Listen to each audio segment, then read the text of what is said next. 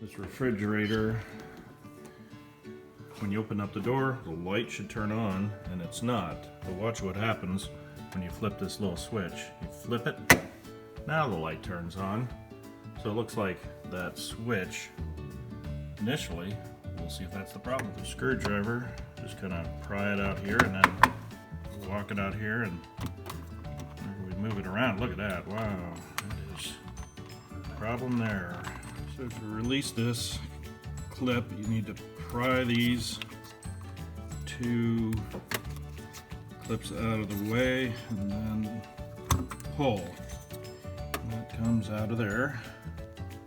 So we'll check the switch. So here's a close-up of what's written on this switch.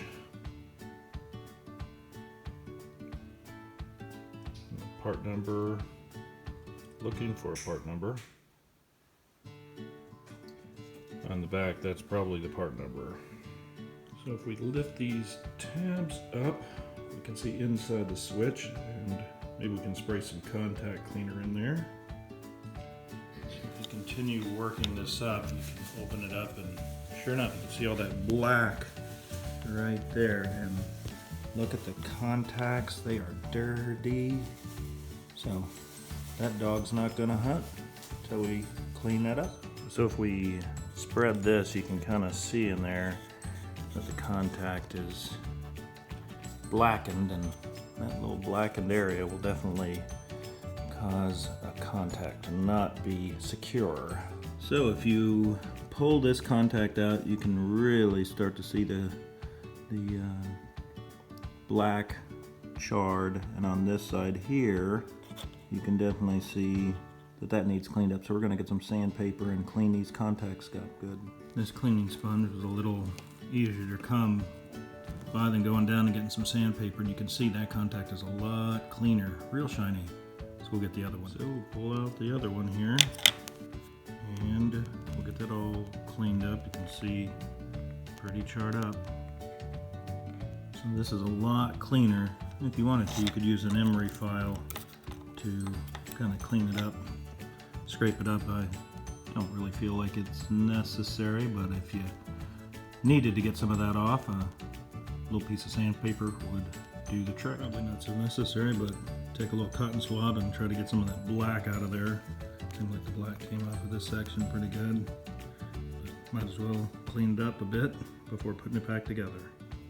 So when you get it all back together, just put it, make sure those contacts are making good contact and that they're all clean, and put the top cover plate back on the switch. When I was taking it apart, I missed this one right here, and there's a little spot right in here that it goes into, so you could put a screwdriver down that hole if you wanted to. I didn't, but in order to get it off a little easier, that would be helpful. The other tabs are very clear, so you can see those and they're easy to get to, but without knowing about this one, that would be a little tough to get it off. Just push it until they all click on. Make sure those little tabs that are going to plug in are straight. Some of them might bend pretty easily, so just straighten them up before you put them back in. We'll go ahead and install it and see how we did. I'm not sure if I'm totally impressed with this switch. As I shake it, it's still kind of doing the flickery thing, so we may take another look at it or get another switch. So as I move it around a little bit, I can still get the light to flicker, so I'm not sure if that's the problem or if it's still a faulty switch. Have to keep taking a look at it.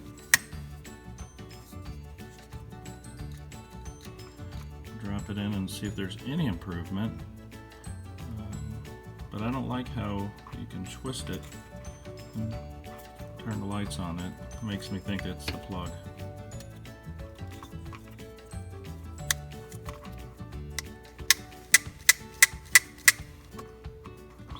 Push here. So as I push this connector back and forth, you can see that it turns on and off So not only is it black inside the connector, but this is able to be turned on and off. Maybe the problem is in these little spade connectors. They may need to be pressed in with a pair of pliers.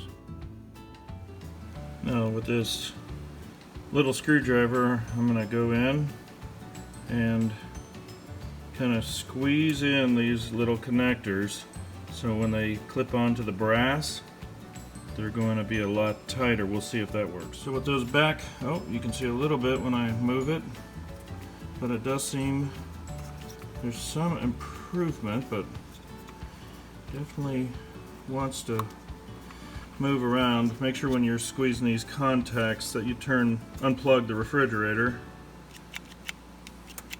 You can see it's still not working.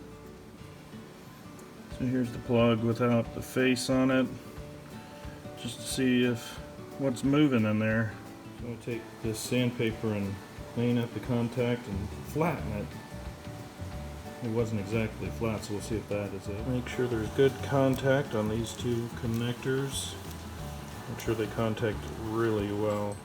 So after working that contact, it seems like that may have improved it.